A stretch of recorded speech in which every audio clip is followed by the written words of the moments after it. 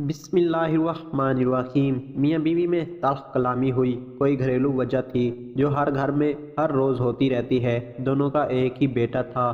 صابر نے اپنی بیوی زویا کو گالی دی، تم سے جب سے شادی ہوئی ہے میری زندگی جہنم ہو گئی ہے۔ زویا بھی چلا کر بولی، تم نے مجھے اتنا درد دیا ہے، میں اب دعا کرتی ہوں مجھے موت آ جائے، اب تمہارے ساتھ ایک سانس بھی نہیں لے سکتی میں۔ جھگڑا کسی بڑی بات پر نہیں تھا۔ 4 سال کا بیٹا ماں باپ کو جھگڑتے دیکھتا رہا۔ بیٹا بہت پریشان تھا، کبھی ماں کا ہاتھ پکڑتا تو کبھی باپ کا۔ باپ سے جب برداشت نہ ہوا تو اٹھایا ڈنڈا اور زویا کو مارنا شروع کر دیا۔ زویا چیخنے چلانے لگی۔ چیخنوں کی آواز سن کر اہل محلہ آ گئے، انہوں نے آ کر زویا کو چھڑوایا۔ زویا کے سر سے خون بہہ رہا تھا۔ بیٹا ڈرا سہما دروازے کے پیچھے چھپا ہوا تھا۔ صابر نے چلا کر کہا، میں تم کو طلاق دیتا ہوں۔ 3 بار طلاق بولا اور زویا بیٹے کو لیے میکے آ گئی۔ بیٹا تھا کہ اس کے دل میں ایک عجیب سا ڈر گھر کر چکا تھا، وہ سب سے ڈرنے لگا تھا۔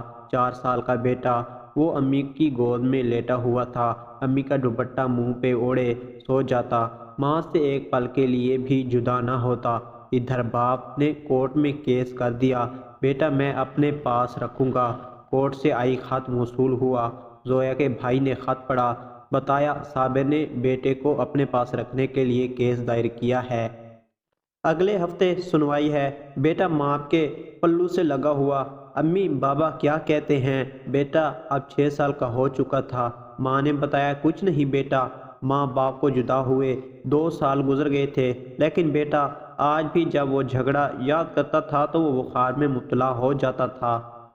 پہلی سنوائی ہوئی۔ صابر کا وکیل کافی بڑا وکیل تھا، کیس صابر کے حق میں جا رہا تھا۔ زویا محسوس کر رہی تھی کہ میں بیٹے کو ہار جاؤں گی۔ زویا گھر آئی، بیٹا اذان۔ ماں سے کہنے لگا، ہم کیوں ابو کے پاس جاتے ہیں وہاں؟ ابو مجھے کہہ رہا تھا تیری امی گندی ہے، اس کے پاس نہ رہو۔ بیٹے نے ماں کا منہ چوما، ہلکا سا مسکرایا، میری امی سونی ہے، گندی نہیں ہے، پاپا گندا ہے۔ ماں کی آنکھوں سے آنسو بہنے لگے۔ بیٹا جو ابھی 6 سال کا تھا اپنے ننھے ہاتھوں سے ماں کا آنسو صاف کرنے لگا۔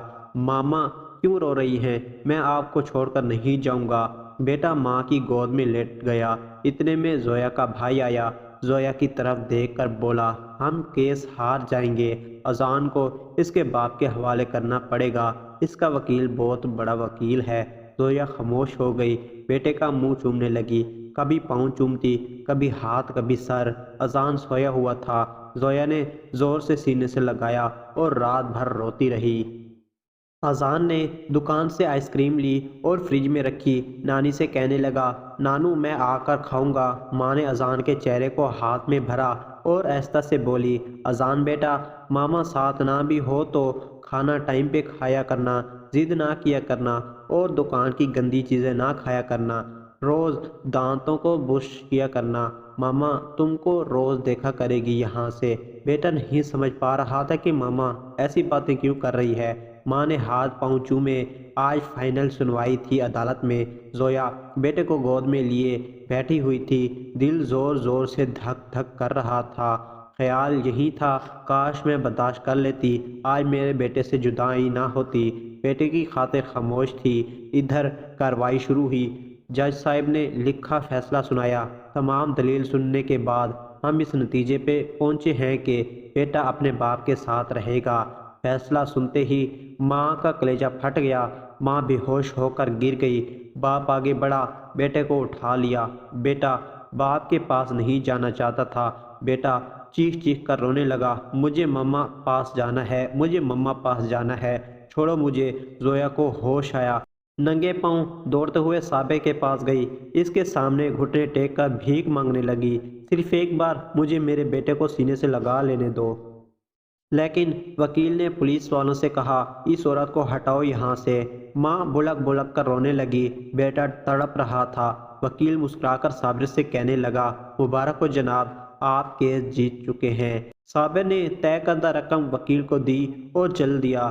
بیٹا ماں کی جدائی میں روتا چیختا، اسے باپ کا گھر جہل لگنے لگا تھا۔ ماں کی شادی کسی اور سے ہو گئی، باپ نے بھی دوسری شادی کر لی، وقت گزرنے لگا، ماں اپنی زندگی میں مصروف ہو گئی، باپ اپنی نئی بیوی کے ساتھ۔ اذان زندہ لاش بن چکا تھا۔ اذان کا نہ کوئی قصور تھا، نہ کوئی جرم تھا، نہ کوئی گناہ، بے گناہ سزا پائی تھی اذان نے۔ نہ اسکول پڑھ سکا، نہ زندگی میں کوئی مقام حاصل کر سکا، بالآخر باپ نے ایک ہوٹل پہ برتن دھونے پہ لگا دیا۔ میں آپ سب سے پوچھتی ہوں، کیا قصور ہوتا ہے ایسی اولاد کا؟ آپ میں اتنی برداشت نہیں ہوتی کہ ایک دوسرے کے غلطیوں کو معاف کر دیا کریں؟ صبر ختم ہو چکا ہے، کتوں کی مانند لڑتے ہو، ایک دوسرے پہ الزام لگاتے ہو۔ میں دونوں میاں بیوی کی بات کر رہی ہوں، تم دونوں کی نفرت تمہاری اولاد کو کھا جاتی ہے اور یقیناً اس کو بھی قاتل کا نام دیتا ہے۔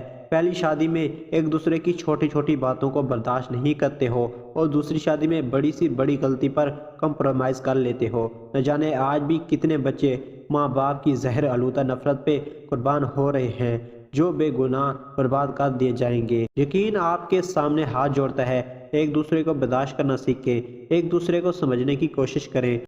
یقین کا سفر جانتا ہے، شادی کے بعد میں بیوی کی سوچ کا ملنا ضروری نہیں، کیونکہ آپ لوگ دو الگ الگ انسان ہیں، الگ الگ سوچ ہے، الگ الگ خواہشات ہیں۔ نکاح کا مقصد ہی الگ دو انسانوں کو یکجان کرنا ہے، طلاق کی ہر مسائل کا حل نہیں ہے۔ آخرکار دوسری شادی ناکام کیوں نہیں ہوتی؟